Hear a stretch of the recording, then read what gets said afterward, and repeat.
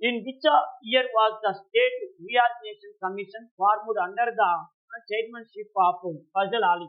అంటే ఫజల్ అలీ అధ్యక్షతన ఏర్పడిన రాష్ట్ర పునర్వ్యవస్థీకరణ సంఘం ఈ సంవత్సరంలో ఏర్పాటు చేయబడింది అన్నాడు.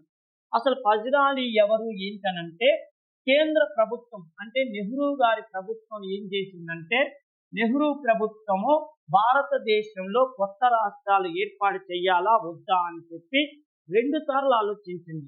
1948లో దానిలో భాగంగా ఎస్కే థార్ కమిషన్ అని వేసింది.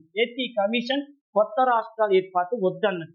ఆ తర్వాత 1953 సంవత్సరంలో మళ్ళీ ఫజల్ అలీ కమిషన్ అని వేసింది. ఈ ఫజల్ అలీ కమిషన్ ఏమైంది, ఎందుకు వేసింది అంటే మళ్ళీ ప్రత్యేకం చెప్తున్నా, ఎందుకు వేసింది, రాష్ట్రాల పునర్వ్యవస్థీకరణ.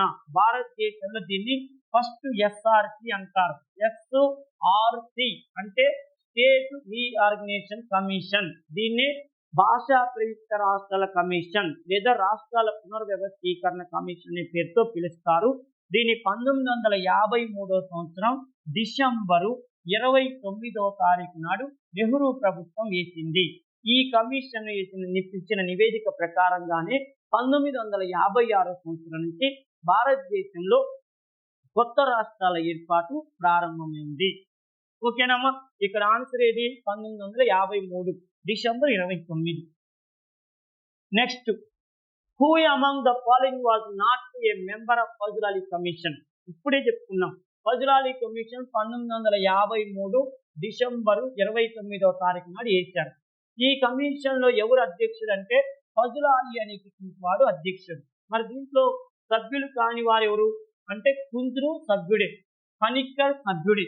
ఓకేనా, ఎస్కే థార్ కాదు, ఎందుకంటే ఎస్కే థార్ అధ్యక్షతని 1948లో భాషా ప్రయుక్త రాష్ట్రాల కమిషన్ వేశారు. అంటే ఈ కమిషన్ కంటే ముందే వేసిన కమిషన్ ఇది. ఆయన దీంట్లో సభ్యుడు కాదు. ఎవరు, ఎస్కే థార్ అనేటువంటి వ్యక్తి దీంట్లో సభ్యుడు కాదు. మరి ఎవరు, కుంజరు అనేవాడు సభ్యుడు, పనిక్కర్ అనేవాడు సభ్యుడు. చూడండి, ఫజల్ అలీ మీద ప్రత్యేకంగా సుప్రీంకోర్టు ప్రధాన న్యాయమూర్తిగా పనిచేశాడు. కుంజరు రాజ్యాంగ సభ సభ్యుడిగా పనిచేశాడు. కేఎం పనిక్కరు ఈయన చరిత్రకారుడు, కేరళ రాష్ట్రానికి చెందినటువంటి చరిత్రకారుడు. వీళ్ళతో ఈ కమిషన్ వేయటం జరిగింది. నెక్స్ట్ చూడండి, who did not participate on బిహెల్ప్ of Andhra in gentlemen agreement? 1956లో జరిగినటువంటి పెద్ద మనుషుల ఒప్పందంకి సంబంధం లేని వ్యక్తులు ఎవరు అన్నాడు. చూడండి, పెద్ద మనుషుల ఒప్పందంలో ఆంధ్ర తరఫున పాల్గొనని వారు ఎవరు అన్నాడు. అసలు పెద్ద మనుషుల ఒప్పందం ఎందుకు జరిగింది? తెలంగాణ స్టేట్ ని కోస్తా రాయల స్టేట్స్ లో కలపాలి. అంటే చూడండి, తెలంగాణ స్టేట్ అంటే అప్పుడు ఇది హైదరాబాద్ స్టేట్. ఈ హైదరాబాద్ స్టేట్ అనేటువంటి దాన్ని ఆంధ్ర రాష్ట్రంలో కలపాలి. ఆంధ్ర రాష్ట్రంలో కలపటం కోసం ఏమిటంటే 1956 సంవత్సరం ఫిబ్రవరి నెల 20వ తారీఖు నాడు ఢిల్లీలో జెంటిల్మెన్ అగ్రిమెంట్, పెద్ద మనుషుల ఒప్పందం అనేది జరిగింది. ఈ పెద్ద మనుషుల ఒప్పందానికి తెలంగాణ నుంచి 4, ఆంధ్ర నుంచి 4 వెళ్ళారు. అయితే ఆంధ్ర నుంచి మరి 4 వెళ్ళారు కదా, దీంట్లో ఎవరు ఉన్నారు ఎవరు లేరంటే ప్రకాశం పంతులు వెళ్ళలేదు. ఓకేనా, టంగుటూరు ప్రకాశం పంతులు వెళ్ళలేదు. బెజవాడ గోపాల్ రెడ్డి వెళ్ళిండు, నీలం సంజీవరెడ్డి వెళ్ళిండు, గౌతుల్ అచ్చన్న వెళ్ళిండు. మరి ఇప్పుడు 4 కదా, ఆంధ్ర నుంచి 4 వెళ్ళాలి కదా. మన 4లో ఒక బెజవాడ గోపాల్ రెడ్డి ఉన్నారు, సీఎం, నేను అప్పుడు సీఎం పోస్ట్ లో ఉన్నారు కాబట్టి వెళ్ళారు. నీలం సంజీవరెడ్డి డిప్యూటీ సీఎం పోస్ట్ లో ఉన్నారు కాబట్టి వెళ్ళారు. గౌతుల్ అచ్చన్న వ్యవసాయ శాఖ మంత్రిగా ఉన్నాడు కాబట్టి మినిస్టర్ గా వెళ్ళాడు. మరి ఇంకెవరు వెళ్ళారంటే 4వ వ్యక్తి అప్పుడు PCC chairman, Andhra Pradesh PCC Pradesh Congress committee chairman అయినటువంటి అల్లూరి సత్యనారాయణ రాజు అనేటటువంటి వ్యక్తి వెళ్ళాడు. ఎవరు ఈ అల్లూరి సత్యనారాయణ రాజు అంటే మన అల్లూరి సీతారామరాజు యొక్క సొంత తమ్ముడు అయిన మన్యం వీరుడు అల్లూరి సీతారామరాజు అంటారే, ఆ మన్యం వీరుడు అల్లూరి సీతారామరాజు తమ్ముడైనటువంటి అల్లూరి సత్యనారాయణ రాజు ఈ పెద్ద మనుషుల ఒప్పందంలో ఆంధ్ర తరఫున వెళ్ళినటువంటి వ్యక్తి. ఓకేనా, next, welcome to Harshit institute. ఒక చిన్న నోటిఫికేషన్తో మీ ముందుకు రావడం అనేది జరిగిందండి. ఎవరైతే గ్రూప్ 2 ప్రిలిమ్స్ పాస్ అయ్యి మెయిన్స్కి సిద్ధపడుతున్నారో, మెయిన్స్ ప్రిపేర్ అవుతున్నారో వాళ్ళందరికీ కూడా ఒక గుడ్ న్యూస్ ఏంటంటే మన హర్షిత్ ఇన్స్టిట్యూట్లో ఆల్రెడీ 3rd బ్యాచ్ 3 బ్యాచెస్ దిగ్విజయంగా రన్ అవుతున్నాయి. 4th బ్యాచ్ అనేది స్టార్ట్ అయింది. ఈరోజే 4th బ్యాచ్ అనేది స్టార్ట్ అయింది. తప్పనిసరిగా మీలో ఎవరైనా సరే ప్రిలిమ్స్ క్రాక్ చేసి మెయిన్స్ కనుక్కున్నట్లయితే ప్రిపేర్ అవుతున్నట్లయితే మన హర్షిత్ ఇన్స్టిట్యూట్ని చూస్ చేసుకోండి. తద్వారా మీరు తప్పనిసరిగా జాబ్ కూడా సంపాదించడానికి అవకాశం అనేది ఉంటుంది. ఫస్ట్ పాయింట్, మనం ఏ విధమైన టైం టేబుల్ ఫాలో అవుతున్నామో మీకు ఎక్స్ప్లెయిన్ చేస్తాను. మార్నింగ్ 7 to 2 వరకు కూడా క్లాసెస్ ఉంటాయండి, రెగ్యులర్ క్లాసెస్ ఉంటాయి. 2 తర్వాత 2 to 3 1 అవర్ బ్రేక్ ఉంటుంది. 3 నుంచి స్టడీ అవర్స్ ఉంటాయి. మరలా 5 to 6 ఎగ్జామ్ ఉంటుంది, యూనిట్ వైజ్ ఎగ్జామ్ ఉంటుంది. అలాగే యూనిట్ వైజ్ ఎగ్జామ్ అయిపోయిన తర్వాత పేపర్ ఎక్స్ప్లెనేషన్ ఉంటుంది. అయిపోయిన తర్వాత నైట్ 10 o'clock వరకు స్టడీ అవర్స్ ఉంటాయండి. ఇటువంటి సిస్టమేటిక్ టైం టేబుల్ని ఆంధ్రప్రదేశ్లో ఉన్నటువంటి ఏ ఇన్స్టిట్యూట్ కూడా ఫాలో అవ్వట్లేదేమో అనిపిస్తుంది. కాబట్టి తప్పనిసరిగా మన ఇన్స్టిట్యూట్ని మీరు చూస్ చేసుకోండి. నెక్స్ట్ ఇక మనకి సిలబస్ విషయంగా వచ్చేటప్పటికి మీరు చేయవలసిన ప్రధానమైనటువంటి అంశం ఏంటంటే, ఒక ఏపీఎస్టీని పక్కన పెట్టి మిగిలినటువంటి వాటిలో ఏపీఎస్టీ చదవండి. దానికి కరెంట్ యాడ్ చేయవలసినటువంటి అవసరం ఉండదు. కానీ అదేవిధంగా మనకు పాలిటీ కానీ, AP economy, Indian economy, science and technology, వీటికి తప్పనిసరిగా కరెంటు యాడ్ చేయడానికి, that means current polity, current economy, current science and technology, వీటిని గత 1 సంవత్సరం నుంచి జరుగుతున్న అంశాలన్నింటినీ కూడా క్రోడీకరించి చదివినట్లయితేనే మనం సక్సెస్ అవుతాము. ఈ విషయాలన్నీ కూడా మన స్టాఫ్, మనకున్నటువంటి ఫ్యాకల్టీ అందరూ కూడా అద్భుతంగా ఎక్స్ప్లెయిన్ చేయడం జరుగుతుంది. చాలా సిస్టమేటిక్గా రన్ చేస్తున్నాము ఇన్స్టిట్యూట్ని. చాలా సిస్టమేటిక్ క్లాసెస్ ఉన్నాయి మన దగ్గర. కాబట్టి మీరు ఈ 4th బ్యాచ్లో ఎవరైతే జాయిన్ అవ్వాలనుకుంటున్నారో తప్పనిసరిగా మన హర్షిత్ ఇన్స్టిట్యూట్ని చూస్ చేసుకోండి. Thank you very much. All the best. Who did not participate in behalf of Telangana in gentleman agreement? మరి తెలంగాణ నుంచి ఎవరు వెళ్ళారు అంటే 1956 ఫిబ్రవరి 20వ తారీఖు నాడు జరిగిన జెంటిల్మెన్ అగ్రిమెంట్కి ఢిల్లీలో జరిగిన సమావేశానికి తెలంగాణ నుంచి 4 వెళ్ళారు కదా. వాళ్ళల్లో ఎవరు? కేవీ రంగారెడ్డి వెళ్ళిండు. ఎందుకు? డిప్యూటీ సీఎం పోస్ట్తో వెళ్ళిండు. మర్రి చెన్నారెడ్డి మంత్రిగా వెళ్ళాడు, మినిస్టర్గా వెళ్ళాడు. బూర్గుడు రామకృష్ణారావు సీఎం పోస్ట్తో వెళ్ళిండు. మరి వెళ్ళనోడు ఎవరంటే స్వామి సహజానంద. స్వామి సహజానందకి అసలు ఈ కార్యక్రమానికి సంబంధమే లేదు. ఓకేనా? ఎవరు వెళ్ళారయ్యా అంటే 4వ వ్యక్తి, తెలంగాణ నుంచి 4వ వ్యక్తి ఎవరంటే జేవి నరసింగరావు. కరీంనగర్కి చెందినటువంటి జేవి నరసింగరావు అనే వ్యక్తి కరీంనగర్ నుంచి వెళ్ళాడు. ఎందుకు వెళ్ళాడు అంటే ఈయనప్పుడు తెలంగాణ పిసిసి అధ్యక్షుడు ఉన్నాడు, ప్రదేశ్ కాంగ్రెస్ కమిటీ అధ్యక్షుడు ఉన్నాడు. అంటే చూడండి, ఒక ముఖ్యమంత్రిని, ఒక డిప్యూటీ ముఖ్యమంత్రిని, ఒక మంత్రిని, ఒక పిసిసి చైర్మన్, అటు 4గురిని ఇటు 4గురిని పిలిచారు. అదే పెద్ద మనుషుల ఒప్పందం. నెక్స్ట్ చూడండి, what is wrong with regard to gentlemen agreement? ఈ క్రింది వాటిలో పెద్ద మనుషుల ఒప్పందానికి సంబంధించి సరికానిది అన్నాడు. అంటే తెలంగాణ ప్రాంత అభివృద్ధికి ప్రాంతీయ సంఘం ఏర్పాటు అవుతుందా? పెద్ద మనుషుల ఒప్పందంలో తీసుకున్న నిర్ణయాల ప్రకారం పెద్ద మనుషుల ఒప్పందంలో తెలంగాణ ప్రాంత అభివృద్ధికి ప్రాంతీయ సంఘాన్ని ఏర్పాటు చేయమన్నారా? 1. 2, రాష్ట్ర విలీనం తర్వాత ఉద్యోగాలను గురించి తగ్గించాల్సి వస్తే ఆంధ్ర ప్రాంత ఉద్యోగుల్ని తగ్గించాలని ఏమైనా కండిషన్ పెట్టారా? నెక్స్ట్, రాష్ట్ర మంత్రివర్గంలో ఆంధ్ర తెలంగాణ ప్రాంతం వారికి సమాన నిష్పత్తిలో ప్రాతినిధ్యం ఉండాలా? ఇది కరెక్టేనా?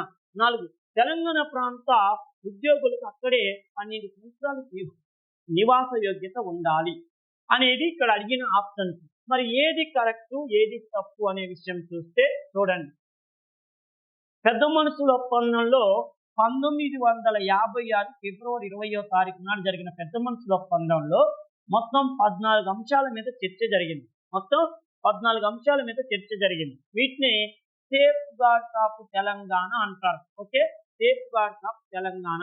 దీన్ని తెలుగులో తెలంగాణ రక్షణలు అనే పేరుతో పిలుస్తారు. అంటే తెలంగాణ ప్రాంతాన్ని ఎట్టి పరిస్థితుల్లో మేము నష్టం చేయమని చెప్పి ఆంధ్ర వాళ్ళు తెలంగాణ వాళ్ళకు భరోసా ఇచ్చారు. ఓ తమ్ముళ్ళారా, మీ హైదరాబాద్ స్టేట్ని మా ఆంధ్ర స్టేట్లో కలపండి, మన తెలుగు జాతి అంతా కలిస్తే మీ తెలంగాణ ప్రాంతం వాళ్ళకి ఏ నష్టం జరగమని చెప్పి వీళ్ళు ఒప్పందం చేసుకున్నారు. ఈ ఒప్పందాన్ని జెంటిల్మెన్ అగ్రిమెంట్ అని, ఈ ఒప్పందంలో జరిగిన 14 ప్రతిపాదనని సేఫ్ గార్డ్స్ ఆఫ్ తెలంగాణ లేదా తెలంగాణ రక్షణలు అంటారు. దీనిలో ఇక్కడ ఏది కరెక్ట్, ఏది తప్పు అంటే తెలంగాణ ప్రాంత అభివృద్ధి ప్రాంతీయ సంఘం ఏర్పాటు చెయ్యాలని చెప్పారు. దాని ప్రకారంగా చూడండి, 1958 ఫిబ్రవరి 1వ తారీఖు నాడు తెలంగాణ ప్రాంతీయ సంఘం అంటే తెలంగాణ ప్రాంతీయ సంఘం TRC అనేటటువంటి సంవత్సరం తెలంగాణ రీజనల్ కౌన్సిల్ అనే దాన్ని ఏర్పాటు చేశారు ఫిబ్రవరి 1వ తారీఖు 1958. రాష్ట్ర విలీనం తర్వాత ఉద్యోగాలను తగ్గించాల్సి వస్తే ఆంధ్ర ప్రాంతం వాళ్ళని తగ్గించాలా? ఇది తప్పు. ఒకవేళ ఉద్యోగాలను తగ్గించాల్సి వస్తే ఆంధ్ర తెలంగాణ ప్రాంతం వాళ్ళిద్దరినీ కూడా జనాభా నిష్పత్తిని బట్టి తగ్గించాలని నిర్ణయం తీసుకున్నారు. ఇటు మీ వాళ్ళని తగ్గించాలా, మా వాళ్ళని తగ్గించాలంటే పర్సంటేజ్ని బట్టి తగ్గించాలని చెప్పింది. ఎవరిని తక్కువ కాదు, ఎవరు ఎక్కువ కాదు. నెక్స్ట్, రాష్ట్ర మంత్రివర్గంలో ఆంధ్ర తెలంగాణ ప్రాంతం వాళ్ళకి సమాన నిష్పత్తి ప్రాతినిధ్యం ఉండాలా అన్నారు. ఓకేనా? సమాన ప్రాతినిధ్యం ఉండాలా అంటే అక్కడ జరిగిన విషయం ఏంటంటే ఇక్కడ ఏమన్నారంటే 2:1. ఓకేనా? ఇక్కడ ఏమన్నారంటే 2:1 అన్నారు. 2:1 అంటే ఇద్దరు తెలంగాణ వ్యక్తులు ఆంధ్ర వాళ్ళని పెడితే తెలంగాణ వాళ్ళకు ఒకరు పోస్ట్ ఇవ్వాలి. ఇద్దరు ఆంధ్ర వాళ్ళైతే తెలంగాణ వాళ్ళు ఖచ్చితంగా ఒక పోస్ట్ ఇవ్వాలన్నారు. అంటే సమాన ప్రాతినిధ్యం కాకుండా ఏముండాలి? 2:1 ఉండాలి. ఎందుకంటే కోస్తా రాయలసీమ రెండు ప్రాంతాలు ఉన్నాయి కాబట్టి తెలంగాణ ఒక ప్రాంతమే ఉంది కాబట్టి కోస్తా రాయలసీమకి ఇద్దరికి ఇస్తే తెలంగాణ వాళ్ళకి సపరేట్గా ఒకటి ఇవ్వాలని చెప్పారు. నెక్స్ట్, తెలంగాణ ప్రాంత ఉద్యోగులకు అక్కడే 12 సంవత్సరాలు శ్రీనివాసం యోగ్యత ఉండాలా? అవును, ఉండాలని చెప్పారు. ఎందుకంటే తెలంగాణ ప్రాంతంలో ఆనాడు నిరక్షరాస్యత ఉంది, చదువుకున్న వాళ్ళ పర్సెంటేజ్ తక్కువ.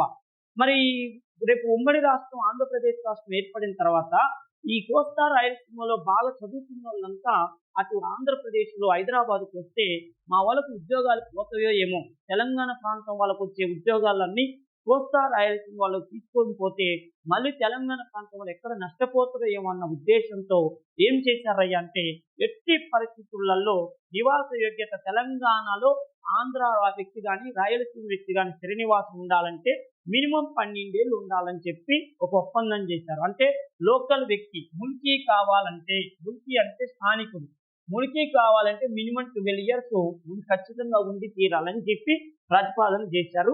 ఇందులో ఏది తప్పు ఏది రైట్ అంటే ఇగో ఇది రైటే, ఇది రైటే. ఈ రెండు బిసి ఈ రెండు కూడా తప్పు. ఏది ఏమని? రాష్ట్ర విలీనం వలన ఉద్యోగాలను తగ్గించాల్సి వస్తే ఆంధ్ర ప్రాంత ఉద్యోగాలను తగ్గించాలని తప్పు. నెక్స్ట్, రాష్ట్ర మంత్రివర్గంలో ఆంధ్ర తెలంగాణ ప్రాంతం వాళ్ళకి సమాన ప్రాతినిధ్యం ఉండాలని తప్పు. ఓకేనమ్మా? Next, who was the first speaker of Andhra Pradesh? Andhra Pradesh మొట్టమొదటి స్పీకర్ ఎవరు అన్నారు? 1956 నవంబర్ 1వ తారీఖు నాడు ఆంధ్రప్రదేశ్ రాష్ట్రం ఏర్పడింది కదా. ఈ ఆంధ్రప్రదేశ్ రాష్ట్రానికి మొట్టమొదటి స్పీకర్ ఎవరంటే అయ్యదేవర కాళేశ్వరరావు. విజయవాడకు చెందినటువంటి అయ్యదేవర కాళేశ్వరరావు గారు మొట్టమొదటి స్పీకర్ గా ఎన్నికయ్యారు. ఓకేనమ్మా? ఇది గుర్తుపెట్టుకోండి. నెక్స్ట్, ఎందుకు ఆయన స్పీకర్ చేశారంటే అసలు విశాలాంధ్ర ఉద్యమాన్ని జనాల్లో తీసుకెళ్లిన వ్యక్తుల్లో ఆయనే ప్రధానమైన వ్యక్తి కాబట్టి. నెక్స్ట్ చూడండి, according to the gentlemen agreement Andhra and Telangana should have representation in the state minister category. పెద్ద మనుషుల ఒప్పందం ప్రకారం ఆంధ్ర తెలంగాణ ప్రాంతాలకు రాష్ట్ర మంత్రివర్గంలో ఉండవలసినటువంటి ప్రాతినిధ్యం ఎంత అన్నాడు. అంటే అప్పుడు 1955వ సంవత్సరం నవంబరు 5వ తారీఖు నాడు బెజవాడ గోపాల్ రెడ్డి ఆంధ్ర రాష్ట్ర ముఖ్యమంత్రిగా ఉన్నాడు. బెజవాడ గోపాల్ రెడ్డి ఆంధ్ర రాష్ట్ర ముఖ్యమంత్రిగా ఉండి ఈ రోజున 1955 నవంబర్ 5వ తారీఖు నాడు ఆంధ్ర రాష్ట్ర అసెంబ్లీలో మాట్లాడుతూ ఏమని చెప్పారంటే తెలంగాణ ప్రాంతాన్ని ఆంధ్ర ప్రాంతంలో కలుపుతున్నారు కాబట్టి తెలంగాణ వాళ్ళు ఏమాత్రం నష్టపోకూడదు అని బెజవాడ గోపాల్ రెడ్డి స్వయంగా ముఖ్యమంత్రి గారే ఏమని చెప్పారంటే 3:2. ఓకేనా?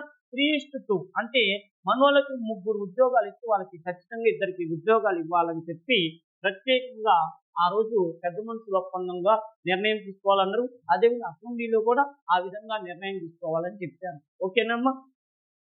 నెక్స్ట్ విషయం ఏంటంటే who served as the chief minister of Andhra state before the formation of Andhra Pradesh. Andhra Pradesh ఏర్పాటుకు ముందు వరకు ఆంధ్ర రాష్ట్రానికి ముఖ్యమంత్రిగా పనిచేసిన వ్యక్తి ఎవరన్నారు అంటే ఆంధ్రప్రదేశ్ ఏర్పాటుకు ముందు వరకు ఆంధ్ర రాష్ట్రానికి ముఖ్యమంత్రిగా పనిచేసిన వ్యక్తి బెజవాడ గోపాల్ రెడ్డి. చూడండి, 1953 అక్టోబర్ 1వ తారీఖు నాడు ఆంధ్ర రాష్ట్రం ఏర్పడింది.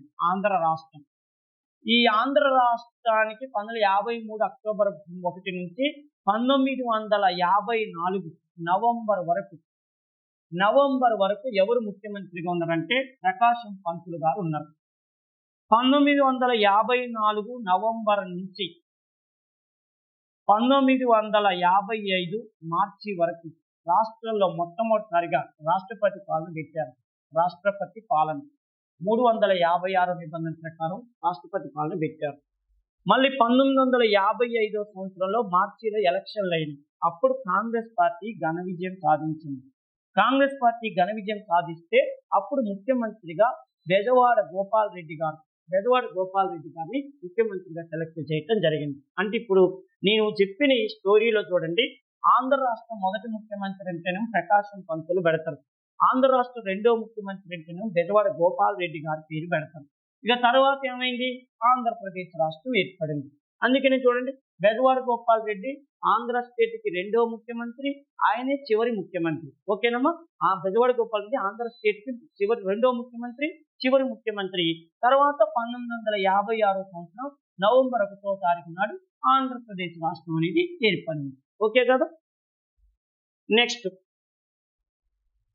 On which day Bezawada Gopal Reddy introduced a resolution in Andhra Assembly in favor of Vishalandhra. విశాలాంధ్రకు అనుకూలంగా ఆంధ్ర అసెంబ్లీలో తీర్మానాన్ని బెజవాడ గోపాల్ రెడ్డి ఎప్పుడు ప్రవేశపెట్టాడు అంటే, ఆంధ్ర రాష్ట్రాన్ని హైదరాబాద్ స్టేట్ లో కలపాలని చెప్పి బెజవాడ గోపాల్ రెడ్డి అంటే ముఖ్యమంత్రి గారు మన ఆంధ్ర అసెంబ్లీలో అంటే ఆంధ్ర స్టేట్ అసెంబ్లీలో 1955 సంవత్సరం నవంబర్ 5వ తారీఖు నాడు తీర్మానాన్ని ప్రవేశపెట్టాడు. అంటే 1955 నవంబర్ 5వ తారీఖు నాడు తీర్మానాన్ని ప్రవేశపెట్టాడు. దీనికి 1955 సంవత్సరం నవంబర్ 26వ తారీఖు నాడు అప్పటి ఉప ముఖ్యమంత్రి అయినటువంటి నీలం సంజీవరెడ్డి గారు అసెంబ్లీలో మాట్లాడుతూ ఏమని చెప్పారంటే, 3:2% తెలంగాణ వాళ్ళు ఆంధ్ర వాళ్ళు ఉద్యోగాలు పంచుకోవాలని చెప్పి తెలంగాణ హక్కుల్ని కాపాడటం మన బాధ్యత అని చెప్పి నీలం సంజీవరెడ్డి గారు 55 నవంబర్ 26వ తారీఖు నాడు ప్రసంగించారు.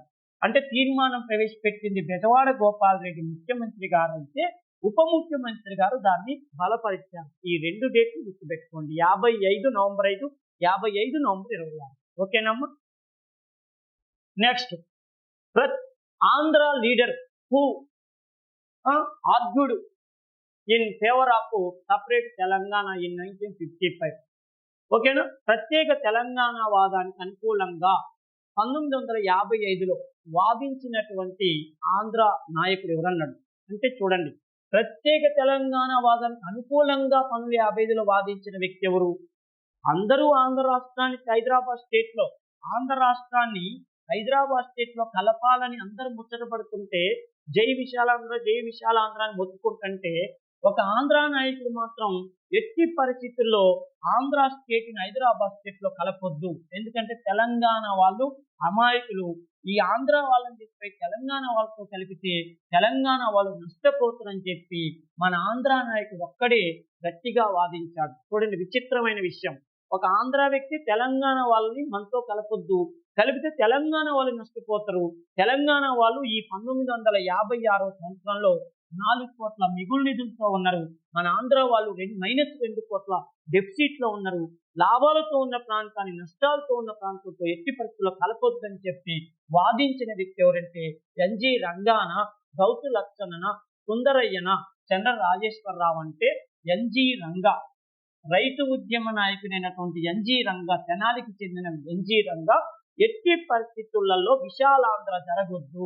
విశాలాంధ్ర అనే రాష్ట్రం జరగొద్దు, హైదరాబాద్ సపరేట్గా ఉండాలి, ఆంధ్ర స్టేట్ సపరేట్గా ఉండాలి, ఈ కోస్తా రాయలసీమ సపరేట్గా ఆంధ్ర రాష్ట్రం ఉంటే వీళ్ళు బాగుపడతారు, తెలంగాణ సపరేట్గా ఉంటే వాళ్ళు బాగుపడతారు, ఈ విశాలాంధ్ర అనేటువంటి మాయలో పడి ఈ ప్రాంతాన్ని ఆ ప్రాంతంతో కలిపితే భవిష్యత్తులో రెండు ప్రాంతాల్లో కూడా ప్రత్యేక ఉద్యమాలు వస్తాయని చెప్పి ముందే భవిష్యత్తు వాణిని చెప్పాడు ఎన్జి రంగా.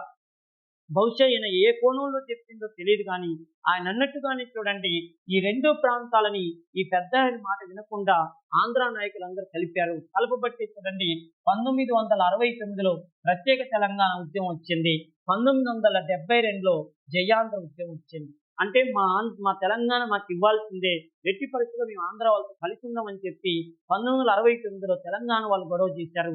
అప్పుడు కేంద్రం జోక్యం చేసుకొని వీళ్ళకి 8 సూత్రాల పథకాన్ని ప్రకటించేసరికల్లా ఉద్యమాన్ని ఆపారు. మళ్ళీ తర్వాత చూడండి, మేము తెలంగాణ వాళ్ళతో కలిసి ఉన్నాం, వాళ్ళతో కలిసి ఉండటం వల్ల మేము చాలా నష్టపోతున్నాం అని చెప్పి వీళ్ళు 1972లో ఆంధ్ర వాళ్ళు జయాంధ్ర ఉద్యమం తీసుకొచ్చారు. అప్పుడు కేంద్ర ప్రభుత్వం మళ్ళీ జోక్యం చేసుకొని వీళ్ళకి 6 సూత్రాల పథకాన్ని ప్రకటించింది. ఫస్ట్లోనూ వీళ్ళకి 8 సూత్రాల పథకాన్ని ప్రకటించారు. వీళ్ళని ఇద్దరిని కన్విన్స్ చేయడం కోసం మళ్ళీ 5 సూత్రాల పథకాన్ని మరోసారి ప్రకటించాల్సి వచ్చింది. చూడండి, ఇన్ని కారణాలు, ఇన్ని గొడవలు వచ్చినాయి. అందుకనే ఈయన ఆనాడు ముక్తి వక్కానించాడు. ఇది దీనికి సంబంధించిన విషయం. మళ్ళీ మరొక టాపిక్తో కలుసుకుందాం. ఓకేనమ్మా, బాయ్. ఫ్రెండ్స్, మా ఎంకరేజ్మెంట్ కోసం మన హర్షిత్ ఇన్స్టిట్యూట్ యూట్యూబ్ ఛానల్ని సబ్స్క్రైబ్ చేసుకోండి, లైక్ చేయండి, అలానే షేర్ చేయండి.